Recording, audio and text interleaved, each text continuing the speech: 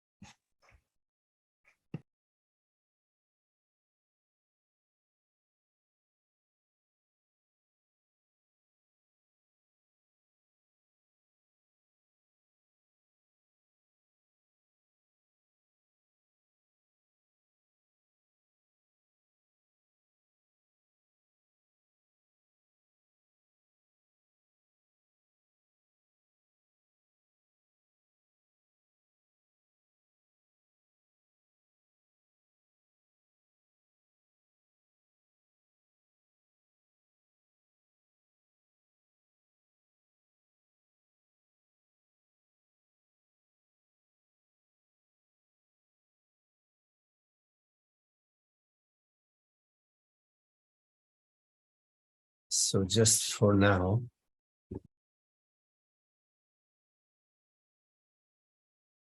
you can let go of your intention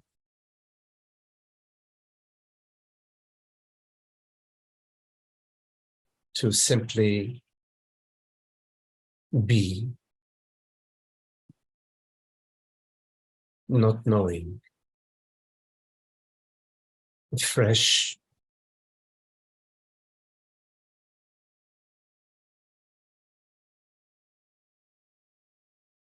being, presence,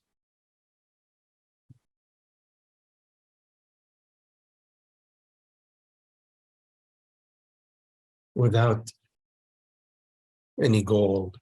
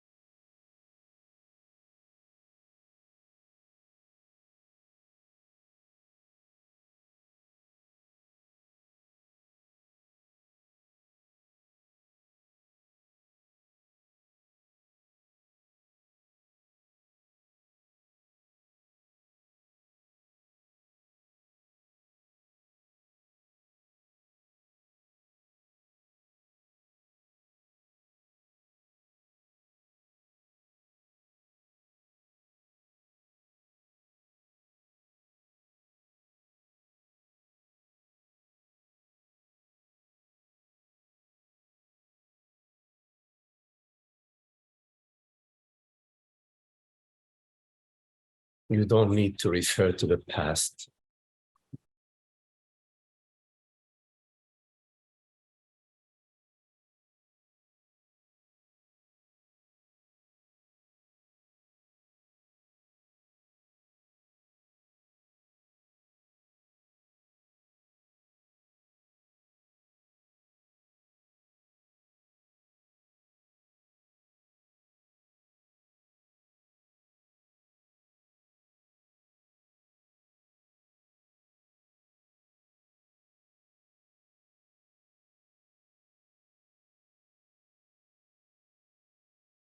Whatever appears to you,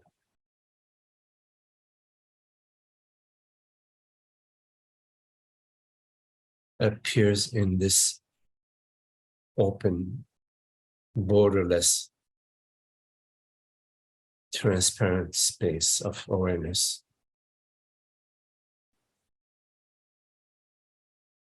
Which is your very self, your true self.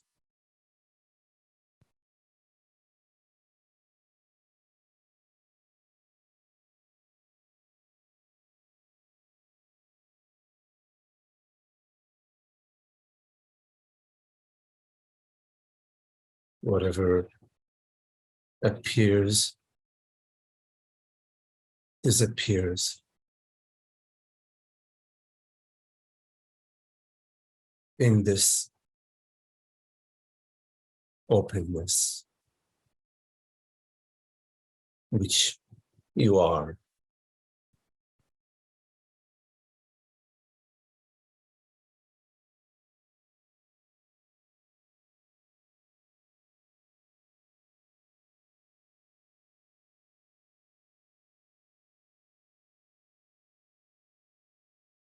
Wherever you go, whatever you do, being is your true self, the only self there is.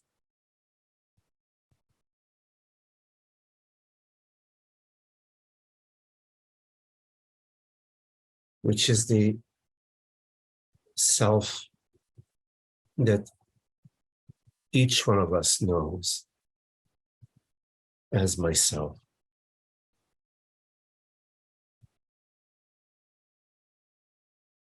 Not to be confused with something which appears, such as memories and bodily sensations.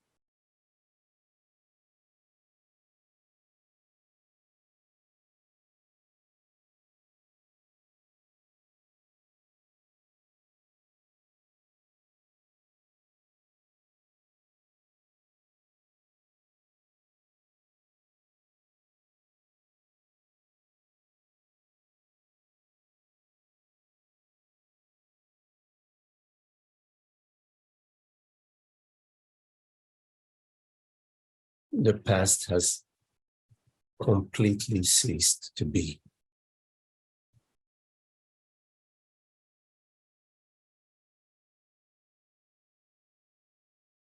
But you,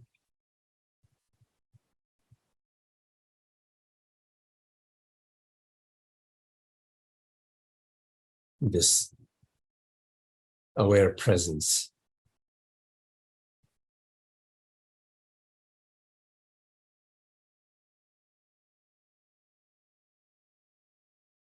do not appear or disappear.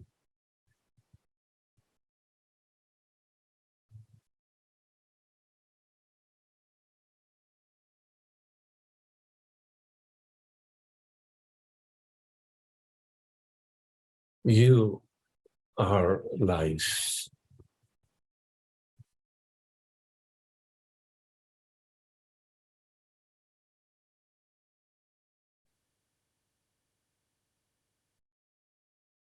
As being, as reality,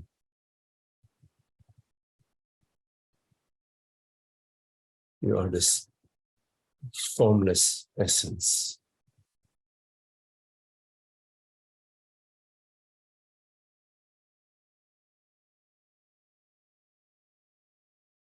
And out of your freedom and creativity,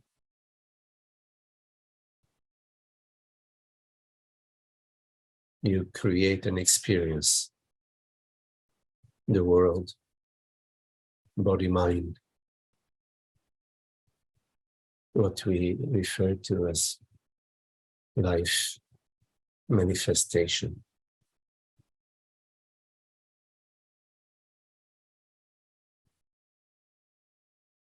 Without being bound by your creation.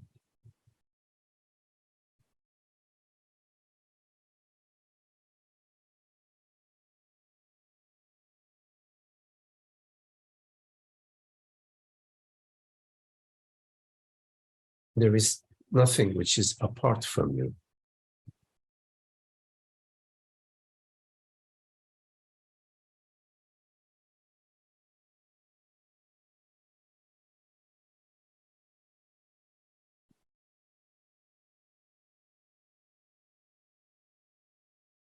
is only one you, one I, one reality.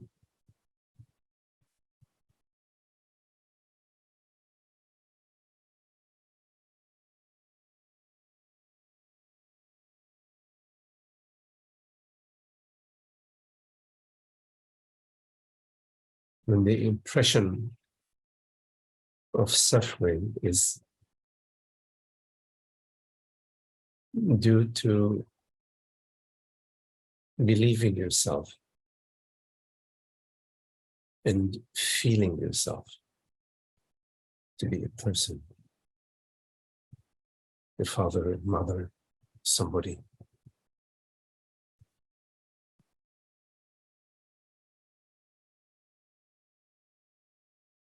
This belief is random.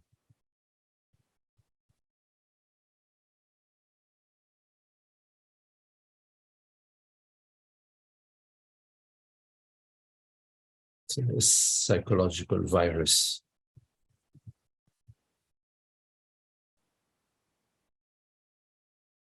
Mistaken identification.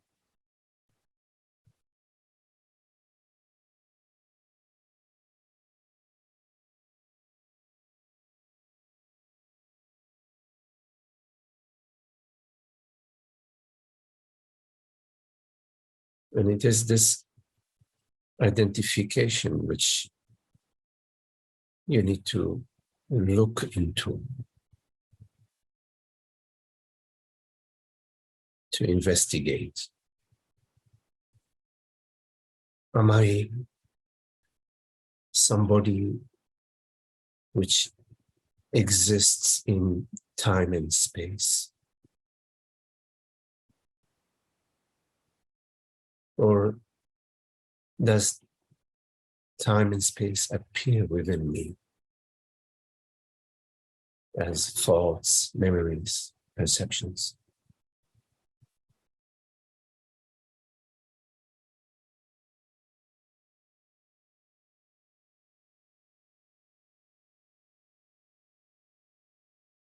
Am I this aware presence, the reality which perceives?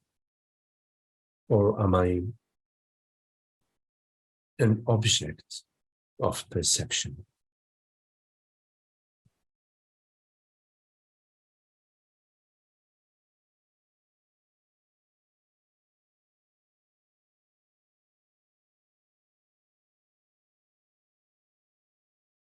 You know the answer because you are the reality which perceives.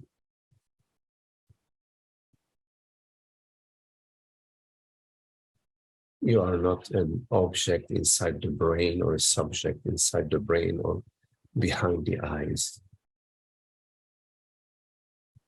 You are not something that's inside the body, in the chest, in the heart, or in the...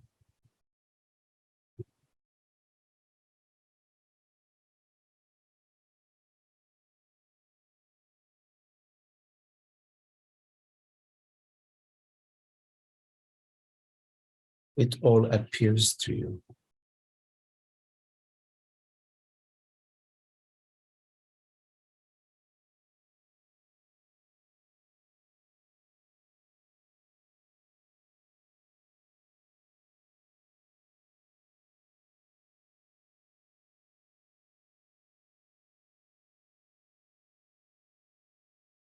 So you can investigate. Are there any limitations that I know of about consciousness, about I, the reality which perceives that which is I, that which is aware and knows that it's aware? Are there any limitations to awareness?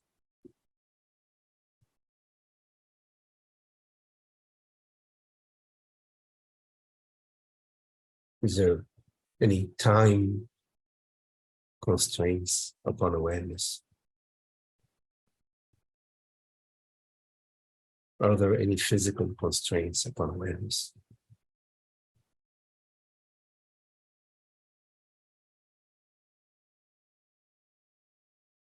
You don't need to attach yourself to any state, the state of the body or the mind.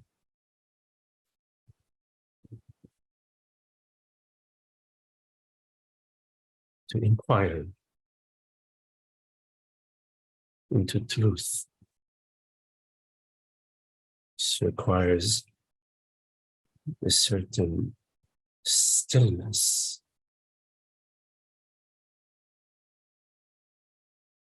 and listening without knowing.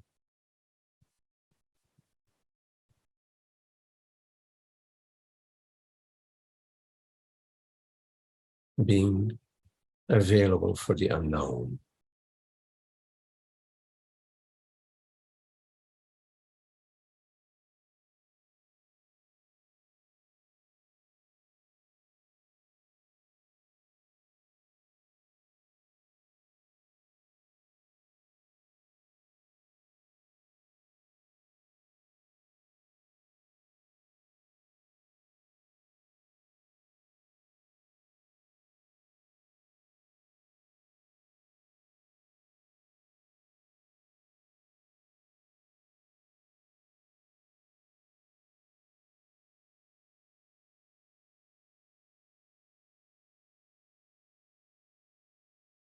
You have never been other than what you are.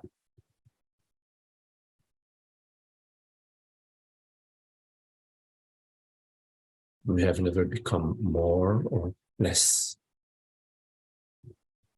than what you are.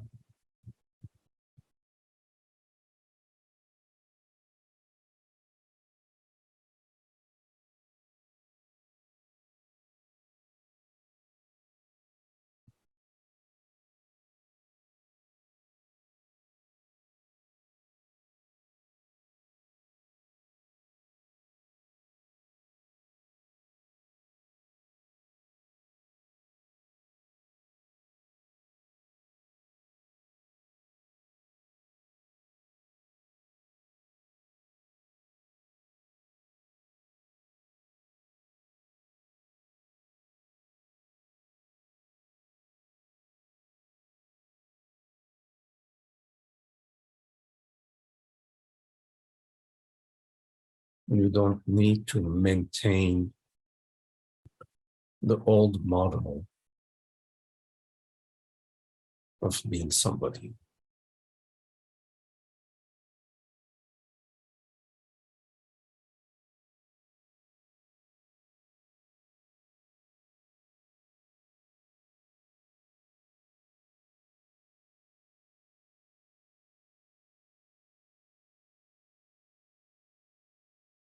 In the absence of being somebody or something,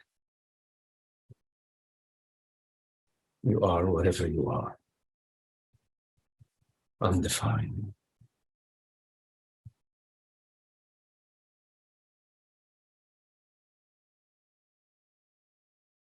No borders.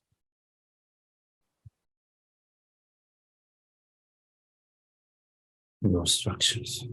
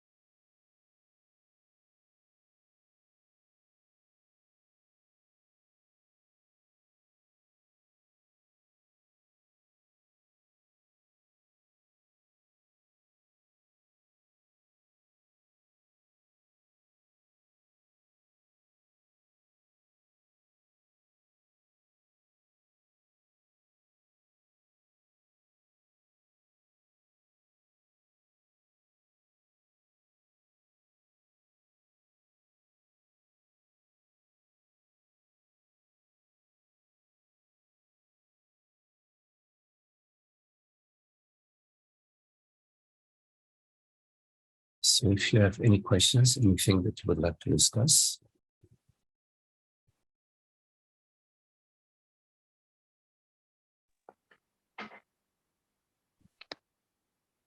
Hi, Magdi.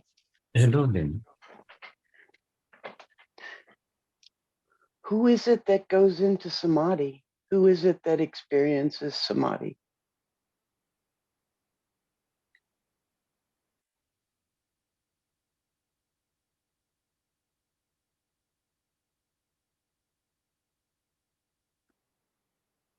First, let's speak a little bit about samadhi.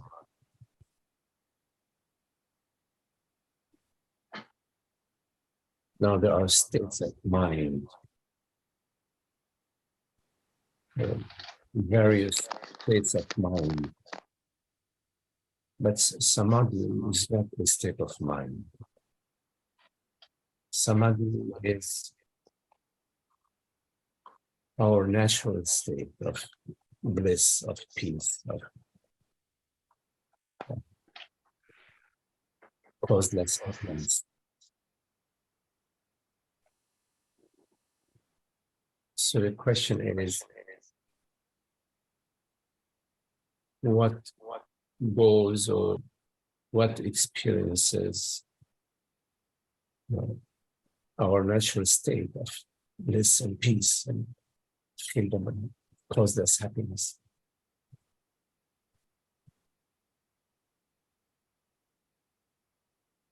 Let's put it this way.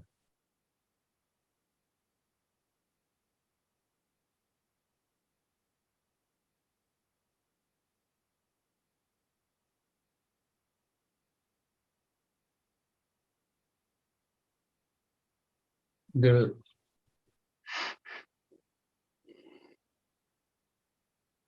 sun shines through the window.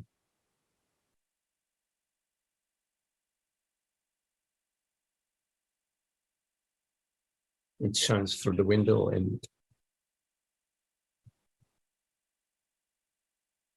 it brings light and warmth.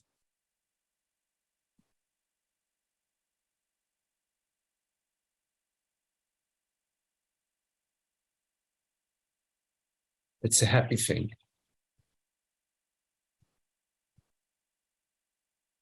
And when you close the veil by the window, then there is no sun shining through the veil, or very little. Who is doing that and who is experiencing that?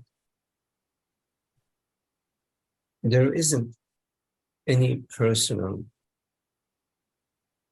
doer or any personal self apart from the totality. There isn't a me that exists, in fact, outside of the belief and the feeling that there is a me. In fact, there isn't a me. There is an impression that there is a me because of identification with the body or with the mind. What is it that identifies with the body or with the mind? It is consciousness. Why? What is it that veils itself? What is the veil? It is consciousness. What is the sunshine? It is consciousness. What is the light of the sun? It is consciousness. What is the warmth of the light? It is consciousness. Because there is no other reality. There is no other candidate available outside of consciousness. Consciousness is the reality that perceives, and the reality of that which is perceived. Because there is no reality outside of consciousness.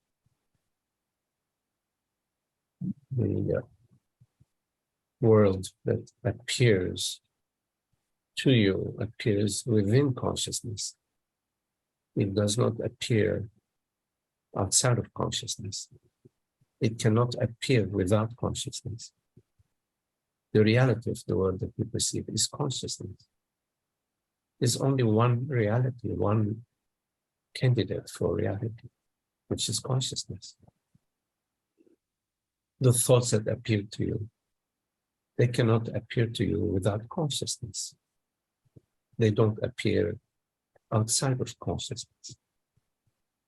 So the reality of the thoughts, the reality of the mind, the reality of the sensations you experience is consciousness.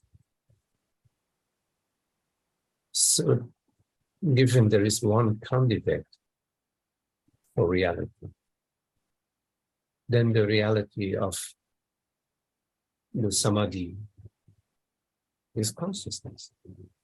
And the reality of ignorance, of the veil upon samadhi, is consciousness.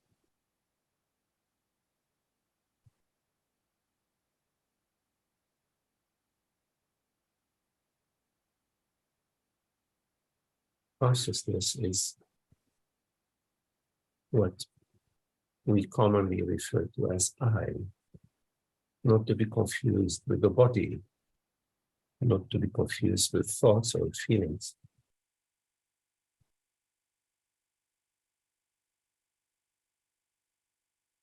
Not to be confused with a personal doer or a personal subject.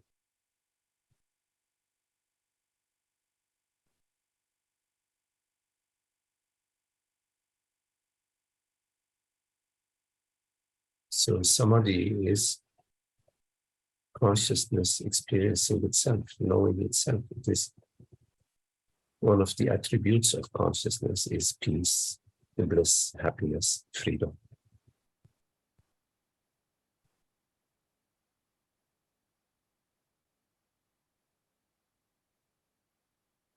When you already are that, but whenever consciousness veils itself with the belief that I am lame, I'm a woman, a daughter, etc.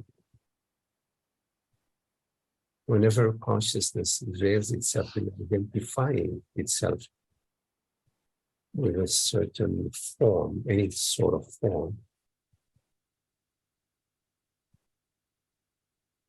then our inherent bliss, our inherent samadhi is veiled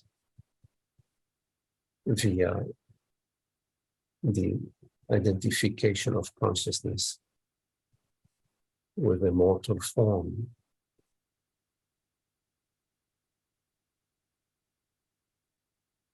And the unveiling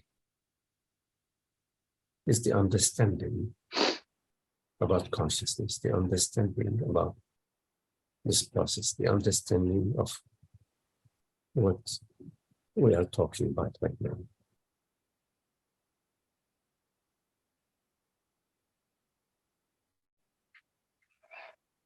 So when I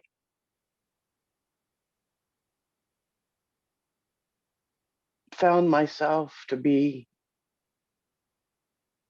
what I called alone or the only one,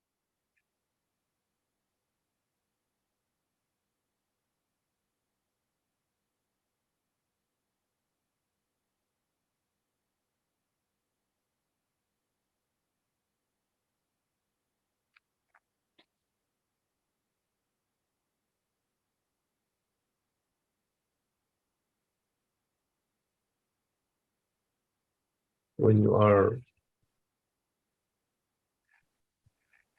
alone as the only one, you are all one. This is different from being alone as lonely, which is a state of mind, a psychological state of mind. We it are was all one. it was not a feeling of we, it was a feeling of there was nothing else. There was nothing.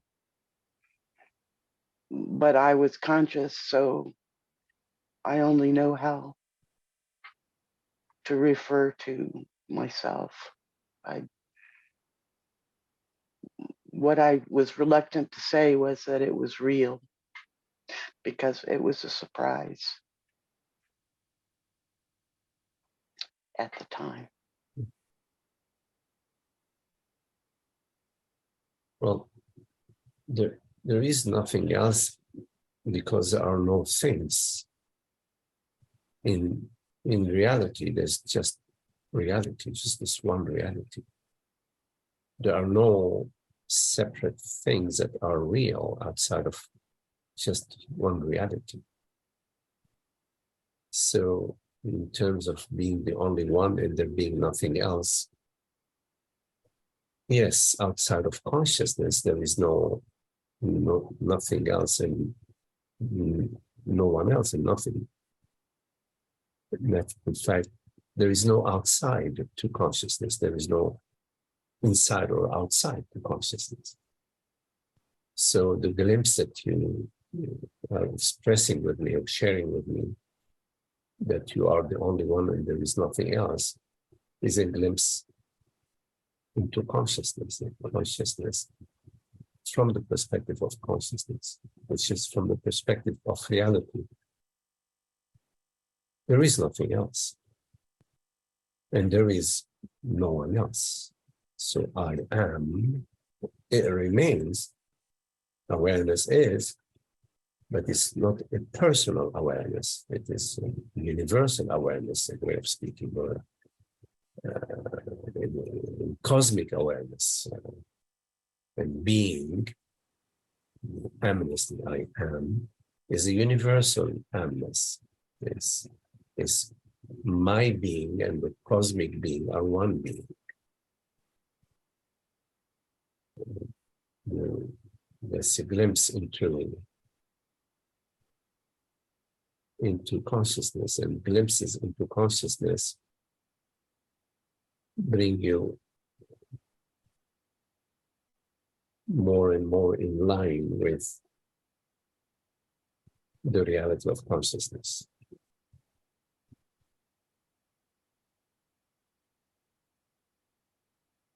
I think I'm stuck, like,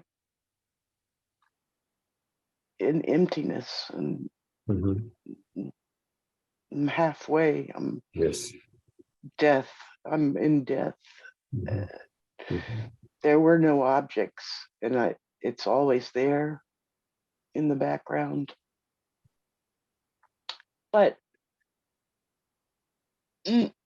Jenny speaks of Sahaj. I understand what it's supposed to be. I don't feel the love. And I think it's because there's still vestiges of self-hatred is what has been coming.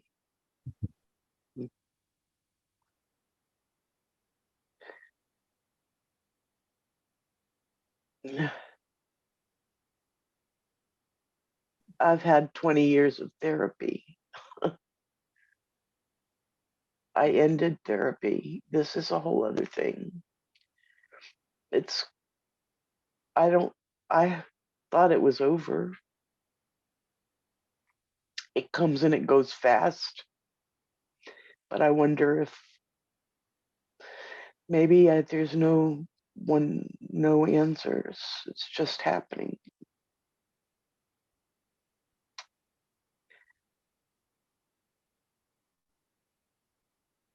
I don't feel it now.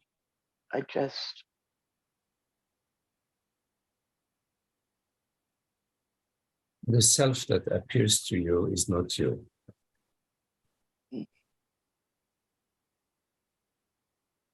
It's a hook, definitely.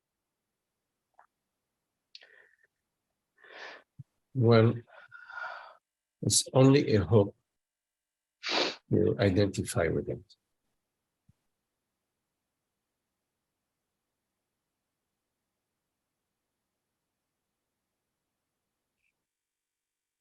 If you're trying to fix it, trying to improve it, you have an interest in it. You are identified with it.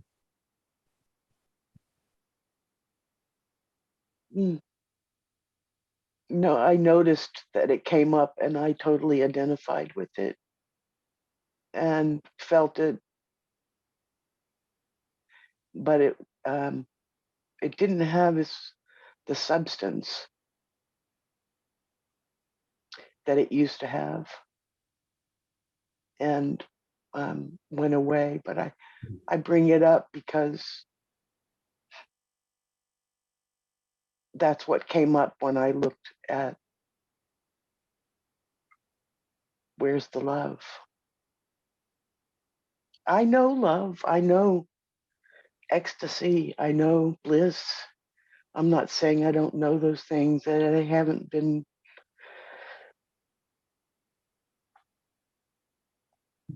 Don't complicate it. Don't make love and bliss a goal, a personal goal. Because then you will be chasing for a memory or for some specific experience. I understand. You don't need to trouble yourself with that. Allow yourself to be free from any travails, from any effort. And I think I'm broken. I think the problem is, I think I'm broken. the I that is broken is not that which you are. The I that is broken appears to you. It's not what you are. There is no body mind which is not broken to a certain extent. There's nothing special about it.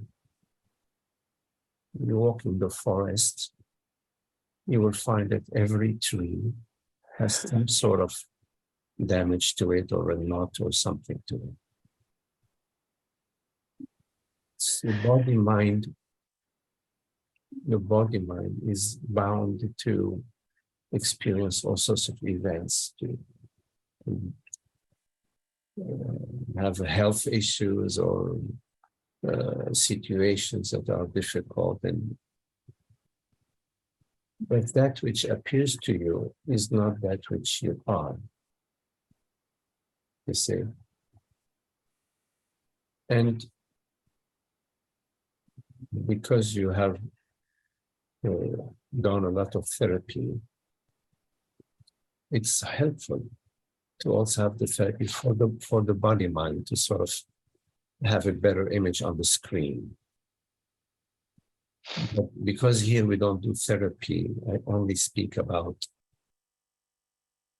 the reality of your being, that which you are, your true being, and you seem to have an interest in that.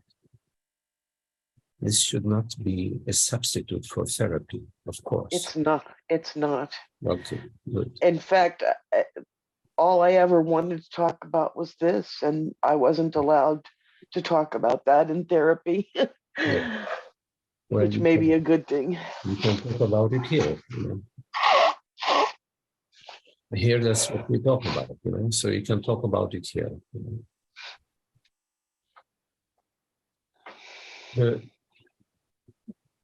If you identify yourself with a very beautiful body mind, you are happy, but only for a certain period of time, because sooner or later that body mind is going to create unhappiness.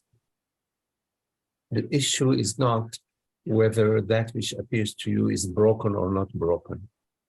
The issue is you're identifying with a body-mind experience, with a mind state, or you are seeking a body-mind experience or seeking a certain state. Trust, not seeking, simply being, without aiming for a goal. If you are trying to be or just relaxing as being and you want a goal out of it, you want some goodies out of it, that's not the correct way of simply resting as being. Your true nature, your true self is not seeking anything. It's already the peace of being. So notice that whenever you're identifying yourself with a sensation or the feeling with something in the past that you are bringing into the present, something from your past, some memory, something you experienced in the past. You're bringing it on board. And as a result of that, you are experiencing the emotions. But they're related to not being able to be myself. It's not related to the past.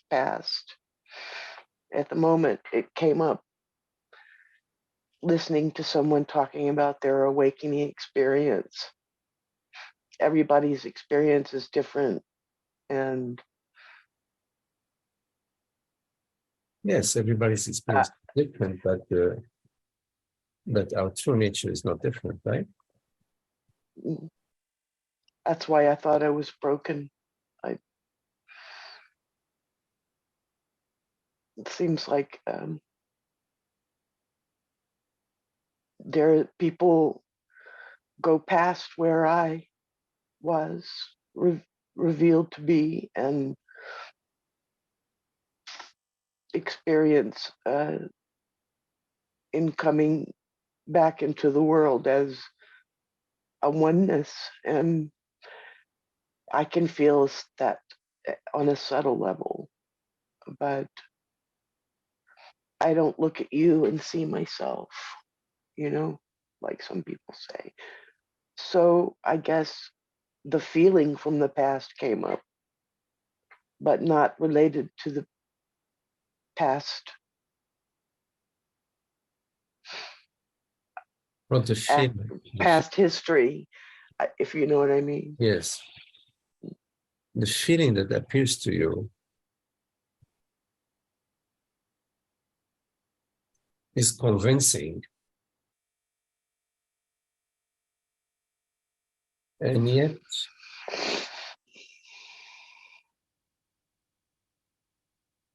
you're not defined by the feeling.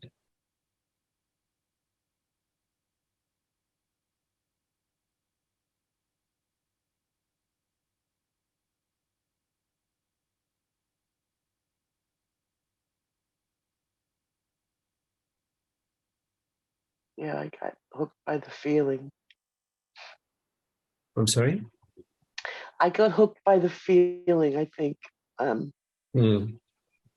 Body feeling, and the only thought connected with it was a feeling of self-hatred. It wasn't connected with because of anything. So the feeling of self-hatred appears, but you can keep the windows and the doors open so that it is also available to exit whenever it gets tired of appearing. Thank you.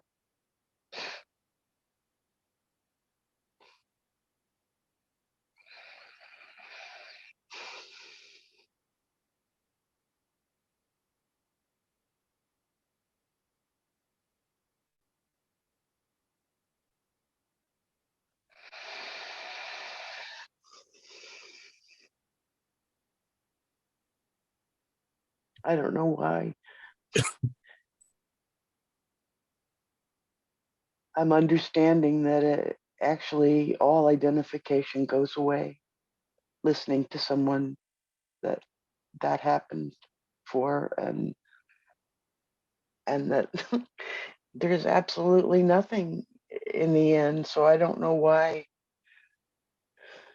I wasn't even aware that I was seeking a state until you said that, really. I thought that I was wide open, but I probably am terrified to be unidentified. It's probably awful both ways.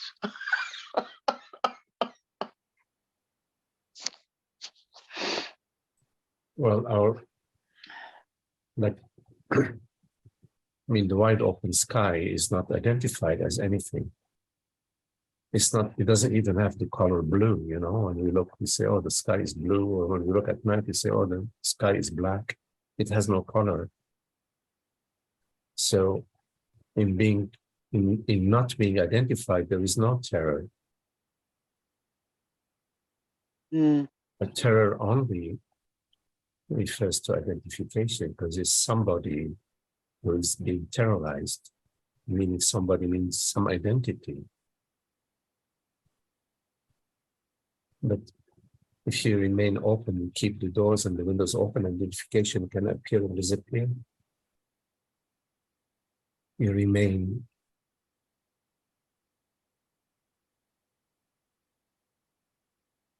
unconditional, unconditional. The more unconditional you are available to be, the less likely the identification is going to hang around for too long. But if you have conditions, I want to experience this, I want to experience that, I want to experience a certain state, a certain enlightenment, whatever, when you place the conditions, it hooks the identification in place.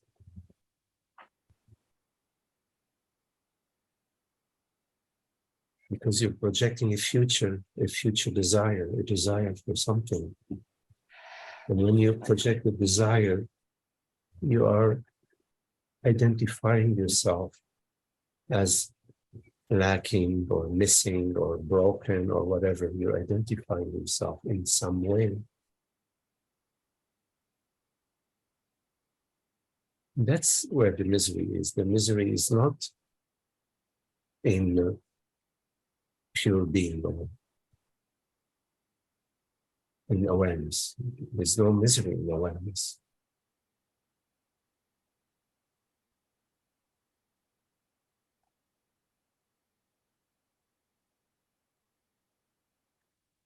I've also been feeling a lot lighter since that experience. So yes. I was freed completely from suffering for a period of time, and I'm aware that that's from. It's available to us. Yeah. It's available to us as presence, as awareness. Not as a state, huh? Not as a state. As this simple awareness. This very simple awareness.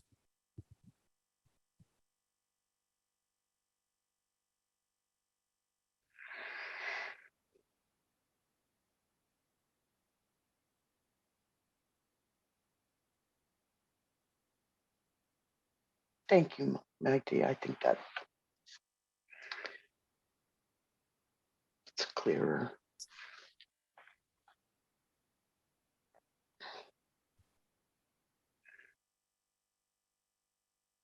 Any questions? I just wanted to say thank you, Magdi, and thank you, Lynn. And it's wonderful to be here. It is. I appreciate it. I experienced, a lot of identity in my system. The fear to disappear, to die, and anyway, but it's nothing I want to talk about right now.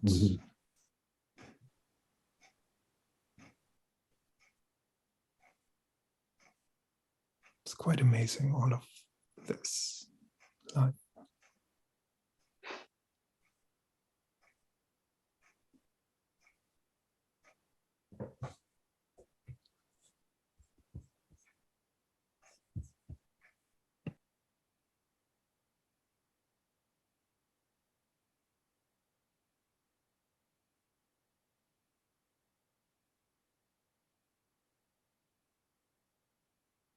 Well,